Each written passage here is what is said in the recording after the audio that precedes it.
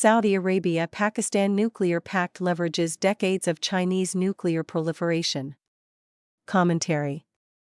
On September 17 in Riyadh, the capital of Saudi Arabia, Saudi Crown Prince and Prime Minister Mohammed bin Salman and Pakistani Prime Minister Shehbaz Sharif signed a strategic mutual defense agreement that now extends Pakistan's nuclear weapons arsenal to the defense of Saudi Arabia. During a September 18 television interview, Pakistani Defense Minister Khawaja Mohammad Asif stated, "Let me make one point clear about Pakistan's nuclear capability. That capability was established long ago when we conducted tests. Since then, we have forces trained for the battlefield. What we have, and the capabilities we possess, will be made available to according to this agreement." Pakistan, like rival India, does not disclose its nuclear arsenal data. The Washington, D.C.-based Arms Control Association estimates that Pakistan has about 170 nuclear weapons of all types, while India has about 172. Pakistan's nuclear delivery systems include the 1,400-mile range solid-fuel Ababil, which can carry 3 or more multiple independently targetable reentry vehicle nuclear warheads, which, in 2019, Indian government sources disclosed to this analyst, was enabled by China. Other Pakistani nuclear-armed missiles include the solid-fueled 1,700-mile range Shaheen-3, the 560-mile range Babur land attack cruise missile, the solid-fuel 560-mile range Shaheen-1, and the 43-mile range solid-fuel tactical nuclear weapon, armed with the Nasser. All of these missiles are transported on Chinese-made transporter-erector launchers, and the China Aerospace Science and Industry Corporation has long been suspected of being the primary source of technology for the solid-fuel ballistic missiles and cruise missiles made by Pakistan. But when fired from Pakistan, its current ballistic and cruise missiles can cover most of India, but cannot reach nuclear-armed Israel, and they cannot reach targets in the United States and Europe, Israel's main supporters and major potential nuclear-armed adversaries for this alliance, as China would never be a target for Pakistan's China-enabled nuclear missiles. It is most curious that Saudi Arabia would opt for a China-enabled nuclear alliance with Pakistan following the June 22 U.S. Midnight Hammer bombing mission, supported by more than 100 U.S. Air Force tactical aircraft flying from Saudi Air Force bases to destroy Iran's imminent nuclear capability, while Israel's September 9 bombing of the Hamas leadership's residential compound in Qatar does not qualify as a threat to justify this alliance. In fact, the Saudi Arabia-Pakistan defense agreement has been in the works for a long time. On September 18, Reuters reported on a Saudi official's disclosure that this pact had been under discussion for years. This likely explains why, well before the pact was revealed, Pakistan decided to develop an intercontinental ballistic missile. In a December 19, 2024, speech, the Biden administration's former Deputy National Security Advisor, John Feiner, disclosed that Pakistan was seeking to develop an ICBM. He noted that Pakistan has developed larger missile engines and that Pakistan will have the capability to strike targets well beyond South Asia, including in the United States.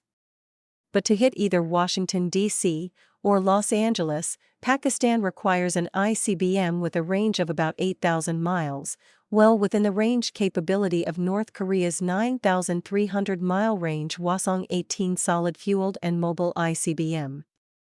Pakistan and North Korea have a history of cooperation in developing nuclear weapons and long-range ballistic missiles.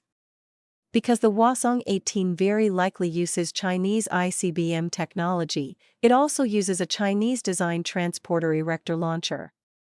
Pakistan has the options of obtaining Chinese ICBM technology directly from China or indirectly via North Korea. But that's not all.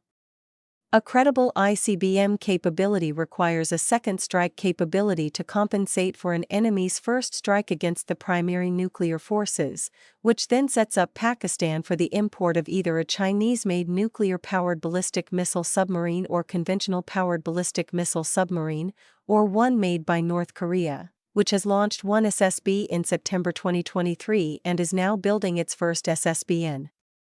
The September 17 Saudi Arabia-Pakistan nuclear pact is simply the latest product of decades of Chinese nuclear and missile technology proliferation, starting with a 1976 agreement by then Chinese leader Mao Zedong with then Pakistani Prime Minister Zulfikar Ali Bhutto to begin transferring nuclear technology to Pakistan, which, by 1982, saw the transfer of bomb designs and highly enriched uranium to make a bomb.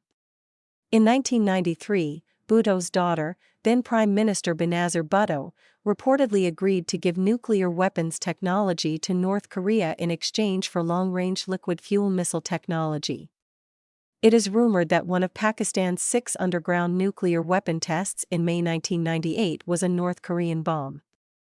In the summer of 2011, China began transferring to North Korea the CASIC-made 16-wheel transporter erector launcher, which then carried a mock-up liquid fuel ICBM in a North Korean military parade on April 15, 2012.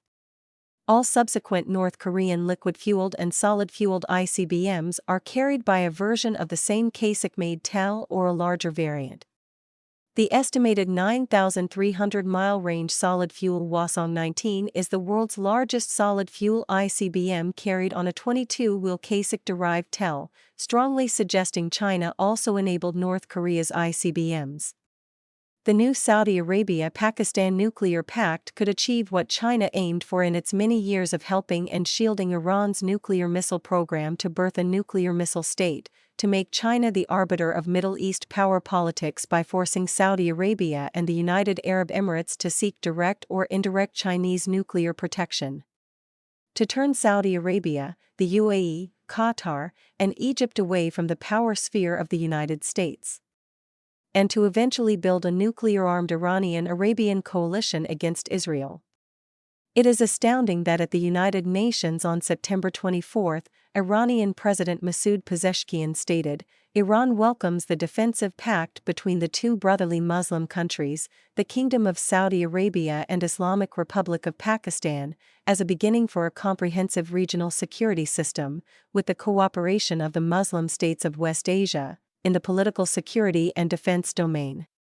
To be sure, Washington has spent enormous diplomatic resources trying to sanction and stop the Chinese regime's nuclear and missile proliferation, as it has also sought to prevent Pakistan and India from becoming nuclear missile states and has led decades of sanctions diplomacy against North Korea's nuclear buildup.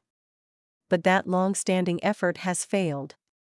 The Chinese regime has turned Pakistan and North Korea into nuclear missile states, and China is likely behind Pakistan's drive to build an ICBM, which Beijing could, in the near term, complement with nuclear missile-armed submarines. Should Beijing succeed in bolstering Pakistan's nuclear capabilities, it will be emboldened to push Pakistan to arm Saudi Arabia's Chinese-made DF-21 missiles with nuclear warheads, as it may also encourage Pakistan and/or North Korea to share nuclear weapons with other Arab states, or even to go as far as to arm China-dependent dictatorships such as Venezuela and Cuba. It is not too late to do what should have been done in 2011, make clear to Beijing that its nuclear proliferation will result in political and economic commercial isolation from the United States and its allies.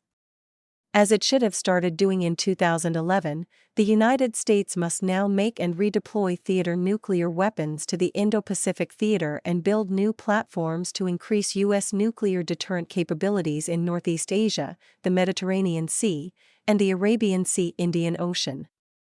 Why not initiate a crash program to increase the large missile tubes on the U.S. Navy's Virginia Block 5 nuclear attack submarine from 4 to 16, as this would increase its capacity to carry 2,300-mile range conventional prompt strike missiles from 12 to 48, and a crash program to arm them with small nuclear warheads? In addition, the United States should begin discussions with India regarding the sharing of the Golden Dome national missile defense technologies to defeat both Pakistan's and China's nuclear missiles targeting India.